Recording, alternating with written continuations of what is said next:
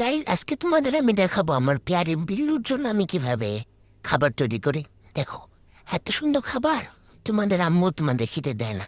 প্রথমে নিয়ে নিলাম একটি বুকের পিস ব্রয়লারের। তারপর এক্সট্রা পুষ্টির জন্য যাবে এর ভিতরে মিষ্টি কুমড়া 2 পিস দিয়ে দিলাম, তার সাথে পেঁপে দিয়ে দিলাম 2 টুকরো, এবং কিছু আলু দিয়ে দিলাম। আলুর পরিমাণটা খুব কম হবে গাইস, খুবই অল্প, কারণ আমরা মাছে ভাতে বাঙালি, কিন্তু আমাদের বিলু নয়। এই দেখো, আগে থেকে তৈরি করে রেখেছিলাম কিছু ভর্তা।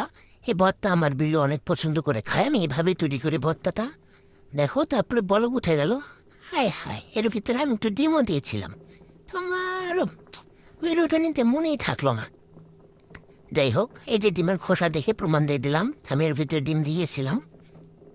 তারপর আমরা একটুখানি নাড়াচাড়া করে নিব, তারপরে গাইস এগুলো আমরা একটা ব্লেন্ডার দিয়ে একদম ভর্তা করে নিব।